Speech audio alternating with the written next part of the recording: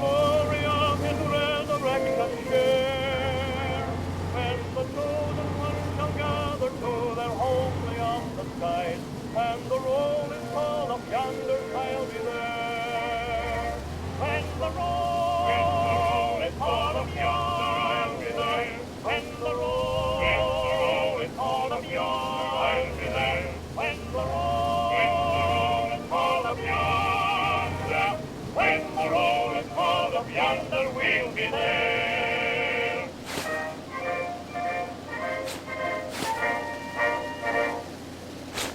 That was When the Roll is Called Up Yonder by a Criterion Quartet, a beautiful old song that always reminds me of my father. But tonight, I didn't play it because I'm feeling nostalgic. I played it because it speaks of something a lot of folks are buzzing about these days. If you've been watching TV or reading the headlines, you probably noticed it. Everyone seems to be talking about the end times, the rapture, and how it could happen any day now. And if you've somehow managed to avoid all that talk until this very moment, well, I gotta tip my hat to you. But now that I've gone and popped your bubble, don't go hitting the panic button. Let me break this down for you. It's only natural to feel a little uneasy thinking about the future, but let's go back to what Jesus himself said in Matthew 24:36. But of that day and hour knoweth no man, not the angels in heaven, but my Father only. You see, only God knows when the rapture will happen. No matter how convincing some of these predictions might sound, just remember they're coming from people, not the Almighty. And let me tell you, this isn't the first time we've heard folks claiming to know the exact day and hour, and I'm sure it won't be the last. I remember as a kid spending far too much time worrying about Judgment Day or whatever doomsday event people said was looming over the horizon. And guess what? Those predictions were happening 50 years ago too. And now I'm an old man and can tell you from first-hand experience that nothing came of any of those predictions. In fact, if we were keeping score, we should be on Jesus' 6th or 7th coming by now, and that's in my lifetime alone. So let's just say history hasn't been too kind to those dime store prophets. But here's what I really want to get across, and I hope you're leaning in close for this one. The rapture is not something to fear. It's the fulfillment of God's promise to bring us home to Him for eternity. Now, some of you might be thinking, but Todd, you can say that, but I don't feel ready. It's too soon. Well, let me remind you of this. God's timing is never early, never late. It's always perfect. If the rapture came tomorrow, and I'm not saying it will, you can trust that this is all part of God's perfect plan. Even if you don't feel ready, let me assure you, He knows you are. So don't let fear or uncertainty bother you. Now let's get back to the music.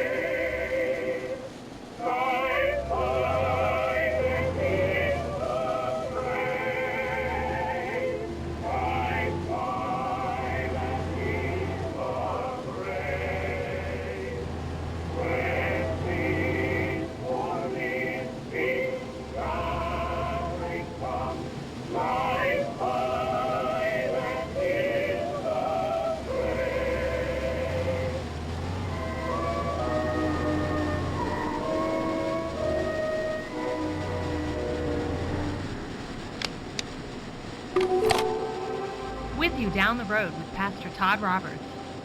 Now let's get to this letter from Abigail out in Bellevue. Hello, Pastor Todd Roberts. I'm a long-time listener and I love the show. I listen every day I'm able to, and it's really helped me over the years.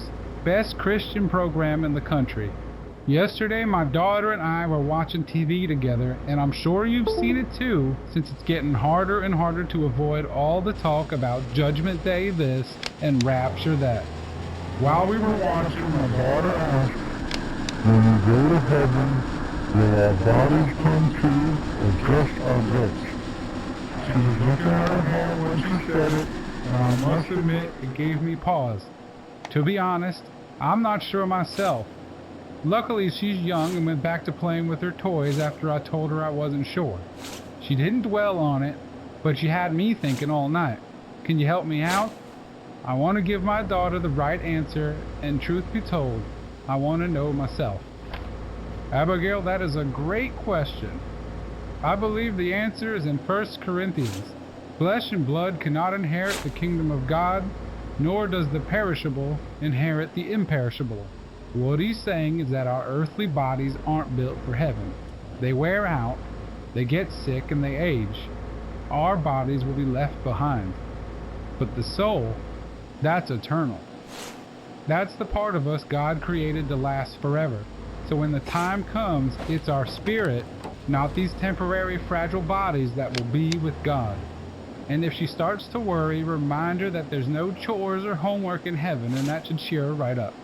I think there is comfort in understanding what the future may hold, so thanks for sticking around as I read Abigail's letter. And thank you, Abigail, for writing into the show. I hope you got the answer you were looking for. We got a lot of music coming up in the next hour, so stay tuned to Trinity 24.